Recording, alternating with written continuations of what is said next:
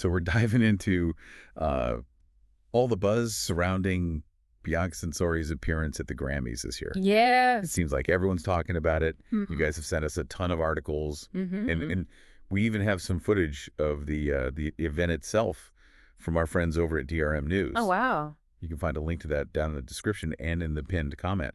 So we're really going to go deep on this whole fashion moment that has just set the internet on fire. Yeah, I think it's more than just fashion when you think about it, right? We're dealing with celebrity culture and potential legal issues. Right. And maybe even a little bit of art criticism when it comes to this. Right. The naked dress trend. I mean, it's been around, but I think Censori's version was definitely something else entirely. It was certainly a look at me moment. No question about it. For sure. Just to kind of set the scene for people who haven't been following along. Yeah. Picture Bianca arriving on the red carpet with Ye, formerly known as Kanye West. Yeah. She's looking, pretty demure in a long black feather coat. Okay. And then boom, the coat comes off, and it's just this completely sheer mesh dress that leaves absolutely nothing to the imagination. And that's where I think things get really interesting. We're not just talking about a daring outfit choice here. We're talking about a spectacle. Yeah. And I think the immediate reactions were a real whirlwind, Oh, yeah. You had your shock, you had your confusion, you had some amusement, and then a lot of criticism and a ton of online debate. Oh, yeah. All over the place. People were debating whether this even qualified as fashion. Right. And others were concerned about the potential legal ramifications of it all, especially because there was a child present on the red carpet. Right. So that's a whole other can of worms. Yeah. So let's address the elephant in the room here. Yeah. Was this whole thing planned? I mean, some of the articles mentioned a lip reader who was analyzing footage of the event and claims that Ye actually whispered instructions to Bianca right before she dropped the coat. Huh. Interesting.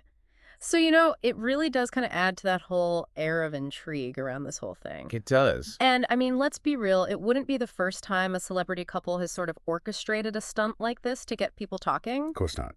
But what makes this particularly fascinating to me is the possible connection to Ye's 2024 album, Vultures. Oh, yeah. You're talking about that album cover where Bianca's posed nude from behind, exactly, wearing those thigh-high boots and just like a tiny sliver of fabric. Right. And so when you start to look at the visuals here, right, you've got Bianca's Grammys outfit, you've got Ye and his all-black ensemble. Even the poses are strikingly similar. Right. It's hard to just brush this off as just coincidence. Right. It seems like there might be a deliberate attempt here to sort of recreate that Vultures imagery. Yeah. But then that begs the question, why? What are they trying to say here? Is it about their relationship? Is it about their art? Or are they just messing with the media? I think that's really the core of what we're going to try to unpack in this deep dive. Definitely. So let's take a step back for a second and look at this whole naked dress trend in general. Yeah.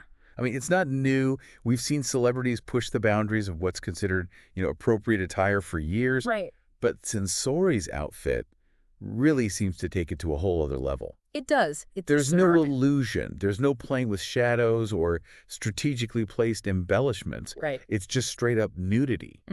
It's very direct, very confrontational. Yeah. And, one article I read even posed the question, is it fashion or just a body? Wow. And I think that's a really important point to consider. Where do we draw the line between artistic expression and just, exploitation of the human form? It's a great question. And it gets even more complicated when you start to think about Ye's role in all of this. Yeah. Some of the articles suggest that he was actually involved in the design of the outfit, even referring to it as custom couture. Couture?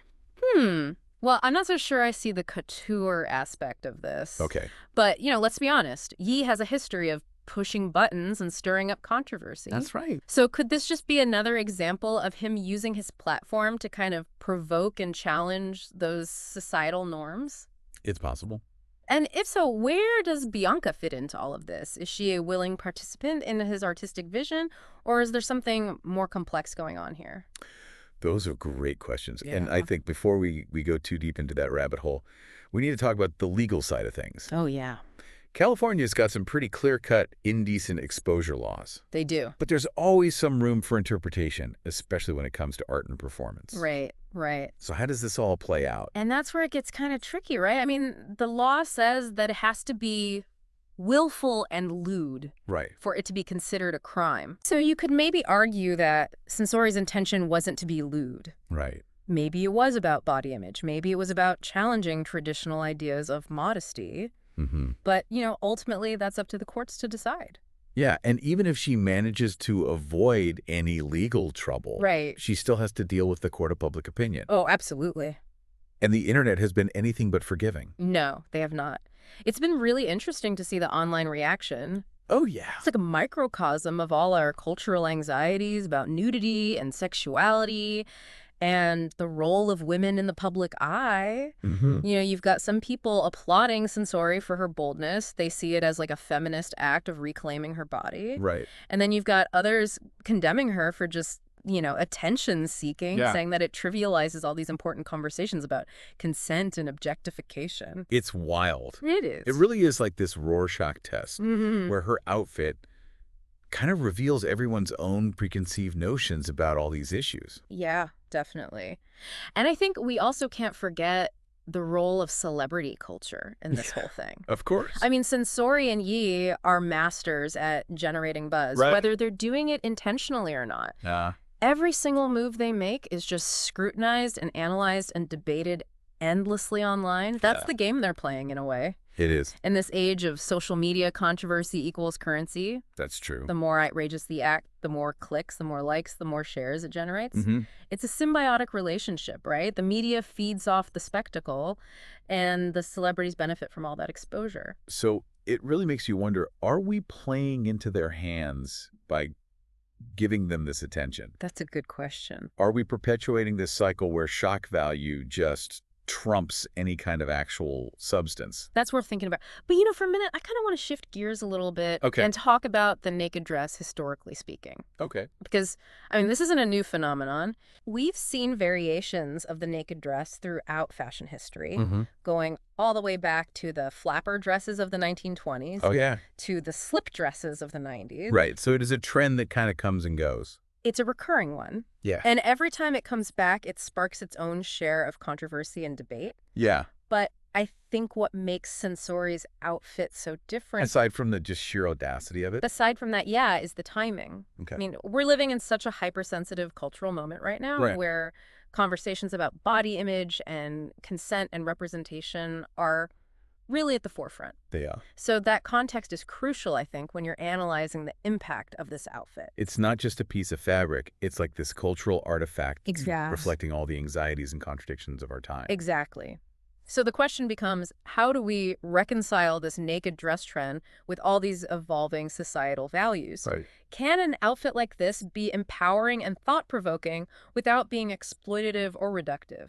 That's the million-dollar question. I don't have a definitive answer to that. Yeah. But I think it's important to approach this conversation with a little bit of nuance and try to avoid making any kind of sweeping judgments. Right. We need to consider the intent, the execution, the broader cultural context in which these fashion choices are made. Right. And we also have to be mindful of our own biases. Of course. And assumptions. Yeah.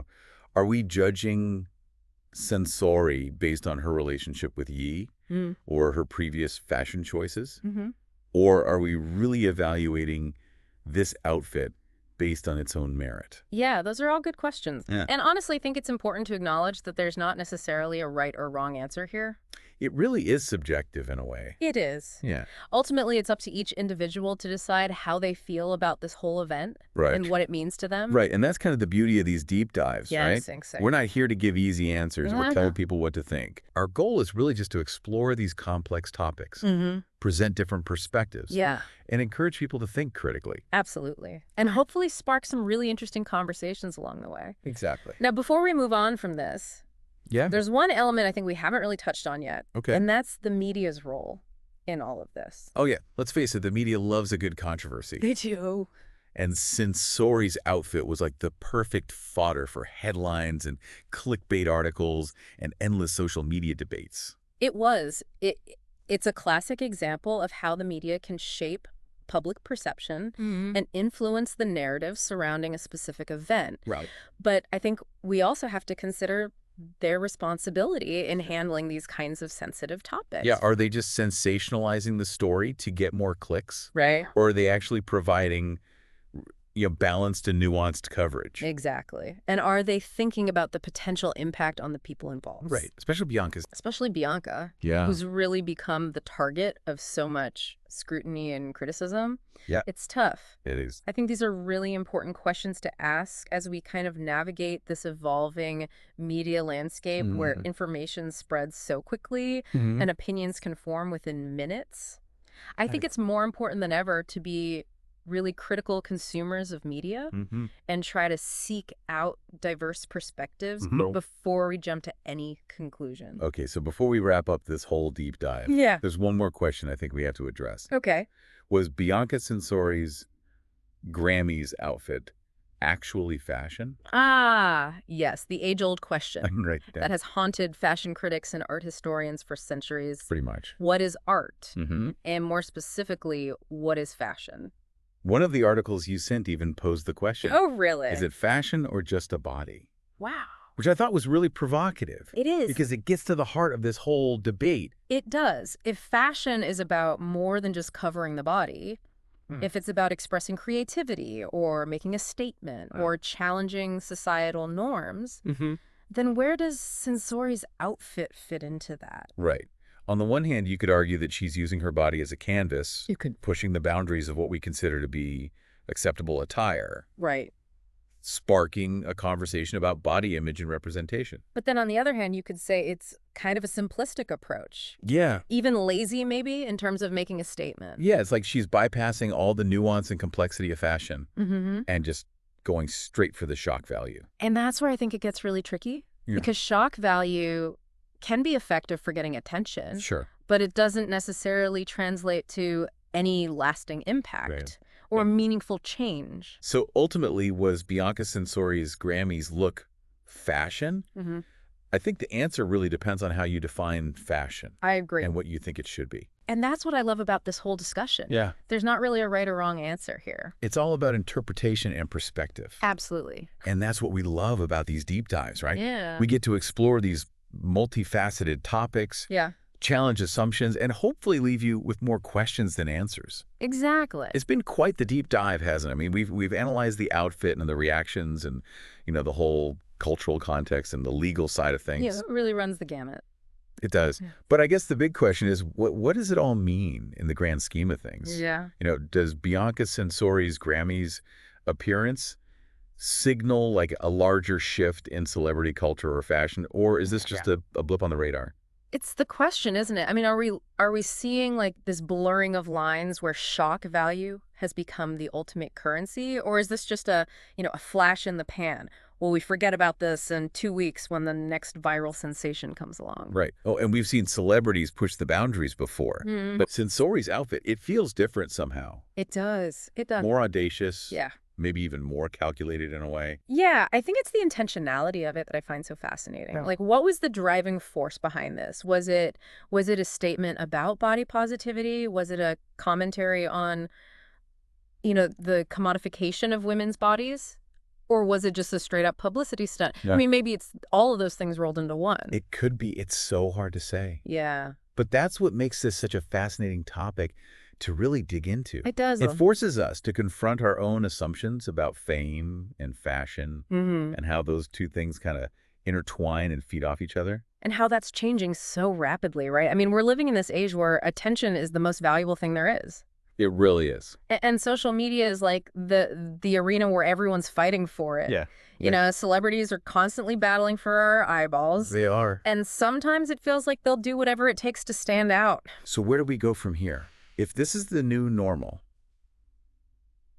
what does that say about us? Right. What does it say about our values? Right. Are we becoming numb to this kind of thing? Yeah. Are we so desensitized to shock value that this is just what it takes to get our attention now? Right. And I think more importantly, are we part of the problem? Are we feeding into this cycle of outrage by clicking and sharing and commenting? Well, and how can we break free from that cycle then? I think it starts with thinking critically about what we consume. Not everything that grabs our attention is actually worth our time and energy. Right. And we need to be willing to have these conversations, even when they're uncomfortable. Definitely. To really challenge the status quo and dig into the meaning behind these cultural moments. Yeah. That's what we've tried to do today in this deep dive. Exactly. We're not claiming to have all the answers. Oh, no. But hopefully we've given you some different things to think about, some new perspectives. Some tools to use when you're forming your own opinions about all of this. Exactly. And at the end of the day, that's what matters most. I think so. It's not about us dictating what people should think. Yeah. It's about encouraging everyone to, explore these topics for themselves. Exactly. Question everything. Yeah. Challenge the status quo. And form those opinions. Yeah. Don't just be a passive observer of culture. Yeah. Be an active participant. Get involved. Use your voice. Yeah. Make your voice heard. All right. Well, that about wraps it up for this deep dive. It does. It does. Thanks for listening, everyone. And thanks for all the great questions and comments. We'll see you next time. See ya.